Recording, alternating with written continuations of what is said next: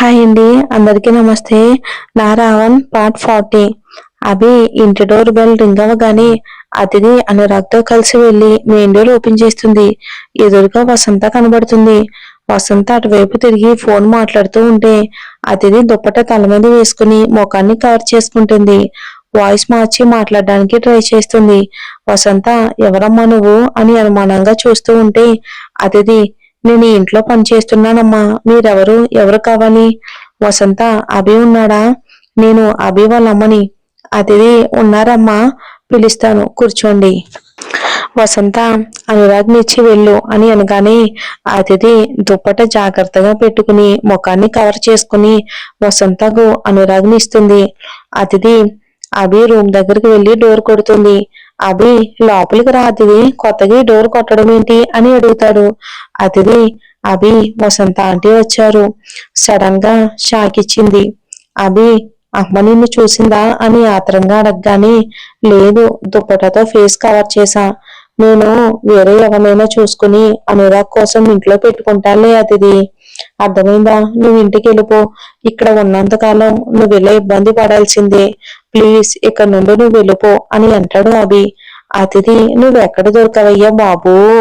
వెళ్తాను మొర్రో, వెళ్ళిపోమని ఫోర్స్ చేస్తున్నావు. నేను చెప్పేది ఏంటి, నువ్వు చెప్తుంది ఏంటి? ఏమైనా సంబంధం ఉందా? కింద అంటే వెయిటింగ్, నువ్వు అసలు ముందు వెళ్ళి మాట్లాడు. నేను కిచెన్ లో ఉంటా. మాక్సిమం నువ్వు నన్ను పిలొద్దు అని తల బాదుకుంటుంది.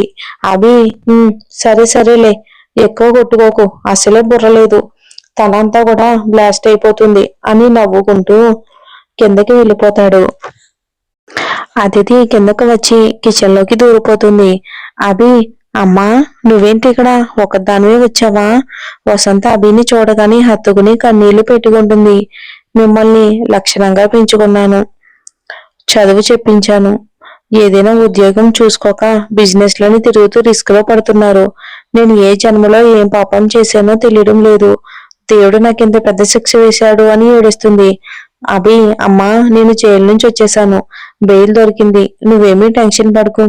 నీ అభిని ఎవరూ టచ్ కూడా చేయలేరు. వసంత, నిన్ను అరెస్ట్ చేశారని తెలియగానే కాళ్ళు చేతులు ఆడలేదురా. అనురాగ్ ఏమైపోతాడో అని కంగారు పడ్డాను. ఇలా ప్రాణాలు అరచేతిలో పెట్టుకుని బ్రతికే కర్మ నీకెందుకు నాయనా? మంచి అమ్మాయిని చూసి పెళ్లి చేసుకుని హ్యాపీగా ఉండొచ్చుగా అని అనగానే, అభి, నీ కోడలి కోరిక నా ఆశయం ఒకటే. నేను నాకు వీలైనంత ప్రజలకు సాయం చేయటమే. మన వల్ల 10 మందికి మంచి జరిగితే అంతకన్నా ఏం కావాలి చెప్పు? అదే చేస్తున్నాను. కాకపోతే చెడును తవ్వటం మన ఇంట్లో నుంచే మొదలు పెట్టాను. నాకేమవుతుందని అంతగా ఆలోచిస్తున్నావు? బుల్లెట్ తగిలిన 3 రోజుల్లోనే లేచి తిరుగుతున్నాను చూడు అని నవ్వగానే, వసంత, ఇలానే నన్ను ఎప్పుడూ కూడా కన్విన్స్ చేసేస్తావు అని అనురాగ్ వైపు ప్రేమగా చూసి, వీడి మొహం చూసైనా పెళ్లి చేసుకో అభి. అభి, ఇప్పటికీ నా భార్య దీక్ష ఒకతే, ఇంకెవరూ తన ప్లేస్ తీసుకోలేరు. నా మనసులో ప్రేమ దీక్షకి పంచేశాను, ఇంకేం మిగలలేదు అని బాధపడుతుంది. అతిథి, నాతో కొంచెం క్లోజ్ గా ఉండి నాలో ఫీలింగ్స్ పెంచేసి ఇప్పుడు తప్పించుకోవాలని చూస్తున్నావా?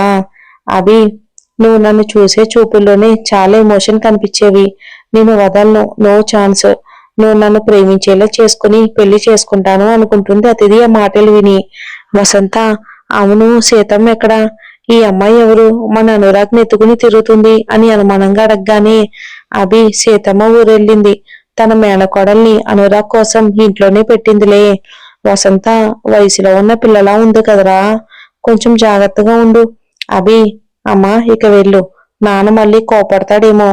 వసంత, ఇప్పుడేగా వచ్చాను, అనురాగ్ని నిన్ను కల్లారా చూసుకొనివ్వరా, అప్పుడే పంపించేస్తావేంటి అని అనగానే అతిథి నవ్వుకుంటుంది. వసంత, ఇదిగో అమ్మాయి, ఒక మంచి కాఫీ తీసుకురా అని ఆర్డర్ వేయగానే అతిథి, అలాగేనమ్మా అంటుంది. అభికి అతిథి కాఫీ గుర్తొస్తుంది. వెంటనే వసంత వెనక వైపు నుంచి కిచెన్ లోకి వెళ్తాడు. అభి, నేను కాఫీ పెడతాను, నువ్వు తీసుకెళ్ళి ఇవ్వు. మా అమ్మది సున్నితమైన ప్రాణం, నీ కాఫీ తాగి అస్సలు తట్టుకోలేదు. అదితి, అంటే ఏంటి, నా చేతి కాఫీ అంత చండాలంగా ఉంటుందా అని కోపంగా అడగగానే అభి నవ్వు ఆపుకుంటూ కనిపిస్తాడు. అతిథి అభిని కోపంగా చూస్తూ ఉండిపోతుంది. అభి చూసింది చాలే, వెళ్ళి అమ్మకి కాఫీ ఇవ్వు అని వెంటనే ఆగాగు, ఎవరని అడిగితే ఏం చెప్తావు అని అడుగుతాడు. అతిథి ఏముంది, కాబోయే కోడలు అత్తయ్య అని చెప్తాను అని నవ్వుతుంది. అభి ఓయ్ ఏంటి వేషాలా అని కోపంగా అనగాని అతిథి మరి లేకపోతే ఆల్రెడీ నన్ను పని మనిషిని చేసావుగా, ఇంకేం చెప్తాను. అభి సరే సరే త్వరగా వెళ్ళు అని అనగాని అతిథి కాఫీ తీసుకుని వెళ్తుంది. వసంత కాఫీ తాగుతూ మా అనురాగ్ని జాగ్రత్తగా చూసుకో అమ్మాయి అని చెప్పగాని అతిథి అలాగే అమ్మ అంటుంది. వసంత కాసేపు అభితో మాట్లాడి వెళ్ళిపోతుంది. అభి వసంత మాట్లాడుతున్నంతసేపు అతిథి గురించి ఆలోచిస్తూ ఉంటాడు. అతిథి అభి త్వరలో నిన్ను నా వాడిని చేసుకుంటాను అనుకుని హ్యాపీగా అనురాగ్ని ముద్దు పెట్టుకుంటుంది. నీతోనే ఉండిపోతాను ఓకేనా అని అనగానే అనురాగ్ నవ్వి చప్పట్లు కొడతాడు. అతిథి థ్యాంక్ యూ బంగారం అంటుంది. మరి వీళ్ళిద్దరు పెళ్లి జరుగుద్దా? ఈ రోజు చాలా చిన్న ఎపిసోడ్ వచ్చిందండి, తిట్టుకోవద్దు. వచ్చే ఎపిసోడ్